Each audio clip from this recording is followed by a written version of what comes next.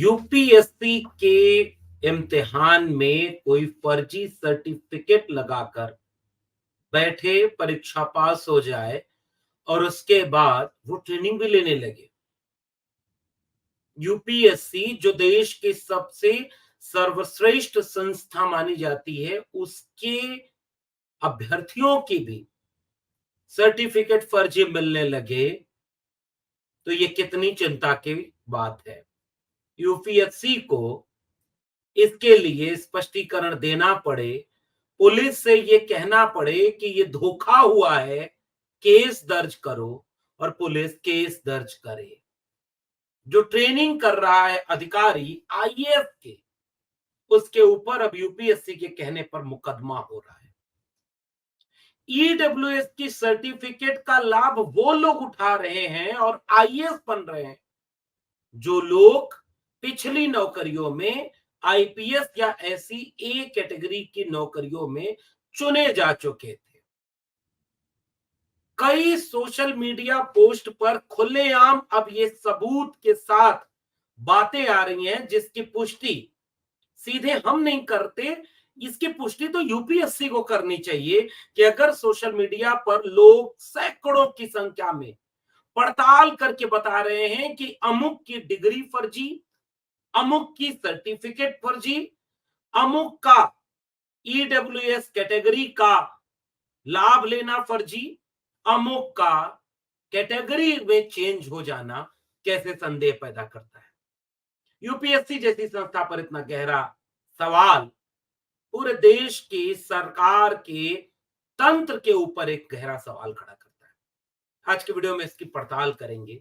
स्वागत है आप सबका 4 पीएम न्यूज नेटवर्क पर और मैं हूं डॉक्टर लक्ष्मण यादव। तो सबसे पहले सूचना के तौर पर एक बात सामने आई कि यूपीएससी के चेयरमैन ने मनोज सोनी, जिनका नाम है, अपना कार्यकाल पूरा होने के 5 साल पहले ही अपनी नौकरी से इस्तीफा दे दिया। उनका कार्यकाल 2029 तक का था और मनोज सोनी अब इस्तीफा यूपीएससी के चेयरमैन के पद से दे देते हैं। नरेंद्र मोदी के बड़े करीबी माने जाते हैं। 2017 में एक सदस्य के रूप में यूपीएससी के आयोग से जुड़े थे, संघ लोक सेवा आयोग से जुड़े। 16 मई 2023 को उनको अध्यक्ष पद की जिम्मेदारी दी, जिसका कार्यकाल 6 साल होता है। द हिंदू में एक खबर छपी है और सूत्रों के हवाले से यह बताया गया कि उन्होंने लगभग 1 महीने पहले इस्तीफा दे दिया था, लेकिन अभी इस बात को लेकर स्पष्टता नहीं है कि इनका इस्तीफा स्वीकार होगा या नहीं। मीडिया में छपी खबरों के मुताबिक उन्होंने व्यक्तिगत कारणों से इस्तीफा दिया और इसका यूपीएससी उम्मीदवारों द्वारा फर्जी प्रमाण पत्र लेकर नौकरी लेने, नौकरी करने से उपजे विवाद से कोई रिश्ता नहीं है। लेकिन दूसरी तरफ सोशल मीडिया पर यह बात वायरल हो रही है कि जितने आरोप यूपीएससी के ऊपर उठने शुरू हो गए थे, लगने शुरू हो गए थे, फर्जी दस्तावेजों की पड़ताल लोग करना शुरू कर दिए थे और एक के बाद एक तमाम सबूत सोशल मीडिया पर तैरने लगे। और उसके बाद पूजा खंडेरकर का एक किस्सा आया जिसके बारे में अभी मैं डिटेल में बताऊंगा और जिसका नाम लेकर के संघ लोक सेवा आयोग ने मुकदमा करने की पैरवी की। और सोशल मीडिया पर तो इतने ज्यादा लोग हैं, सोशल मीडिया पर इतने लोग इसके बारे में लिख रहे हैं जिसका कोई वारा न्यारा नहीं। इसलिए इसका सीधा रिश्ता यूपीएससी के इस स्कैम से जुड़ता है। 2005 में वो गुजरात के मुख्यमंत्री रहते हुए नरेंद्र मोदी के बहुत करीबियों में गिने जाने लगे और 5 में बड़ोदरा में प्रसिद्ध एमएस विश्वविद्यालय के कुलपति थे। और पता है कुलपति होने के समय उनकी उम्र कितनी थी? मात्र 40 साल। और ये बात मैं अलग से क्यों कह रहा हूं? मैं विश्वविद्यालयों से जुड़ा रहा हूं, दिल्ली विश्वविद्यालय में 14 साल लगभग पढ़ाया है मैंने। और इस बात की पड़ताल करते हुए ये बात पुख्ता तरीके से हम कहना और समझाना चाहते हैं कि कोई 40 साल में कुलपति बन ही नहीं सकता। यद्यपि कि वो नॉन बायोलॉजिकल हो या नॉन बायोलॉजिकल लोगों से उसका सीधा इतना बड़ा रिश्ता हो, तो फिर तो वो जो चाहे जब चाहे, अगर जय शाह बन के कोई इतनी कम उम्र में बीसीसीआई का चेयरमैन बन सकता है और कभी कावड़ लेने नहीं जाता, तो फिर देश में कभी भी कुछ भी हो सकता है। फिर ये तय होता है इस बात से कि आपकी ताकत कितनी है। तो कुलपति बन गए मात्र 40 साल की उम्र में आदरणीय मदन सोनी जी, नरेंद्र मोदी जी के सबसे खास बनाए गए माने जाते हैं। एक अखबार की खबर बताती है कि अपने पूरे इलाके में बाबा साहब के नाम पर एक ओपन यूनिवर्सिटी है, फिर उसके कुलपति बनाए गए। तो अपने क्षेत्र में वो छोटे मोदी कहे जाते थे। आरएसएस से गहरे तौर पर जुड़े रहे और उनका भाव भंगिमा सब कुछ इस तरफ इशारा करता था। लोग ये सवाल उठाने लगे कि क्या देश के हर संस्था पर अब आरएसएस वालों का ही कब्जा है। आपको याद होगा ना, उपराष्ट्रपति ने पीठ पर बैठे बैठे कहा था कि मुझे गर्व है कि मैं आरएसएस का हूं। कल्पना करके सोच के बताइए कि कोई और वहां पर इस तरह से कह सकता है क्या? लेकिन हाँ, इस देश में ये होता है।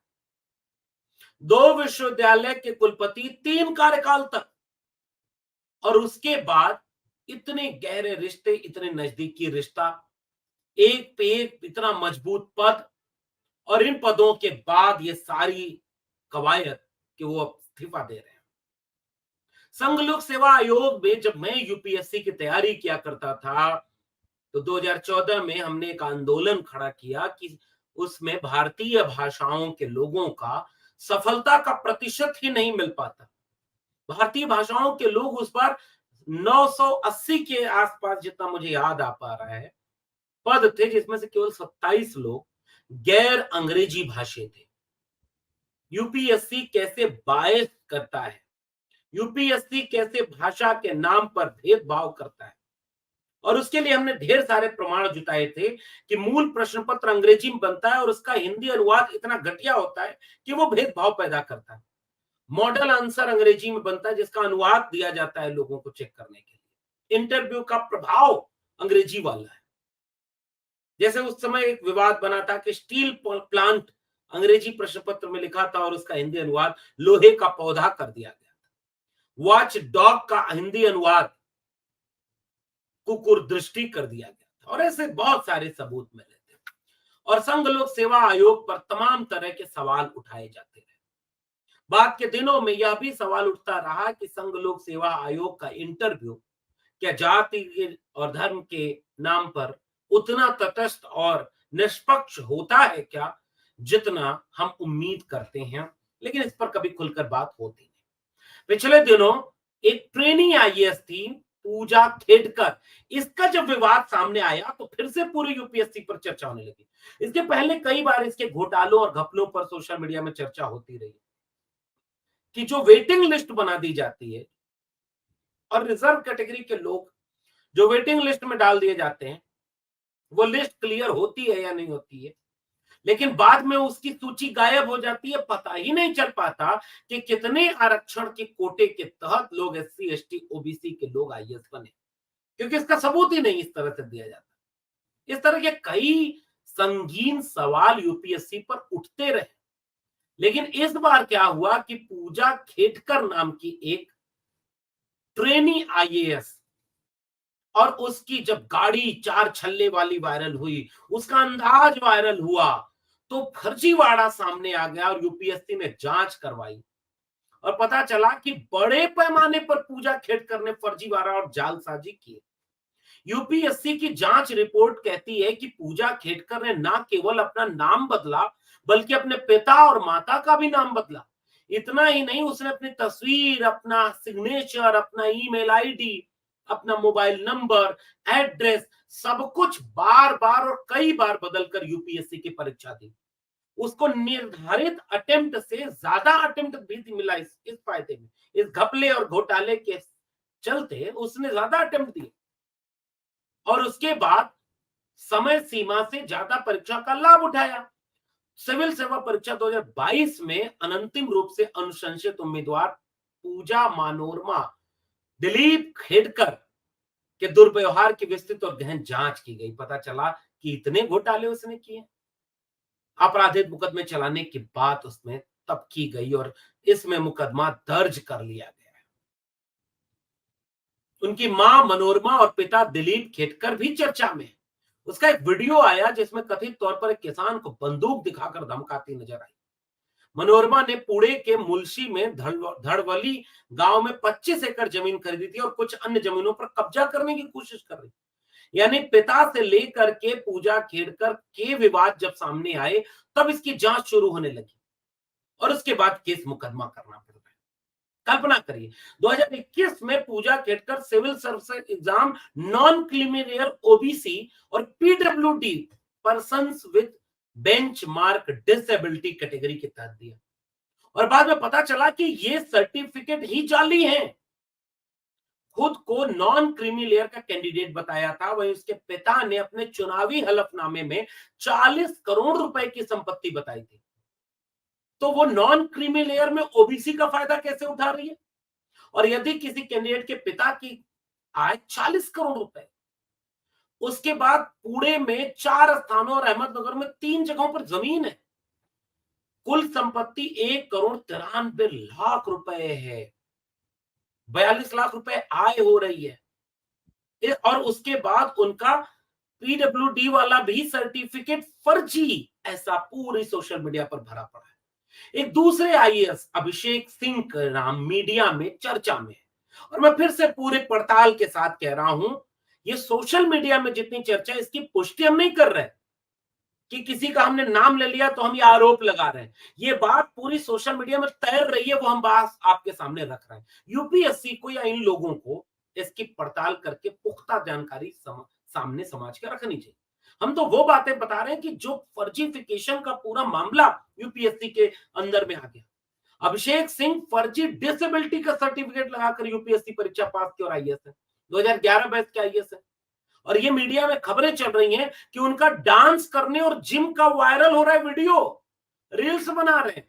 अमिताभ चौधरी नाम का एक शख्स है जो एक्स अकाउंट पर उनके डांस का वीडियो शेयर करता है और फिर कहता है कि देखिए डांस करने में कोई परेशानी नहीं है, लेकिन 2010 में डिसेबिलिटी कैटेगरी में यूपीएससी की परीक्षा दी, पास हुए और आज आईएएस है।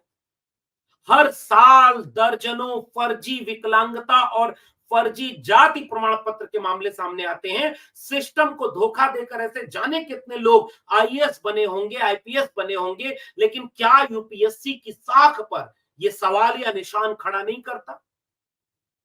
पहले वो ईडब्ल्यूएस कोई है और सिलेक्शन हो गया, कोई बड़ी कैटेगरी की नौकरी मिल गई और उसके बाद फिर भी वो ईडब्ल्यूएस का फायदा उठा रहा, कोई विकलांगता का सर्टिफिकेट बनाकर इसका फायदा उठा रहा।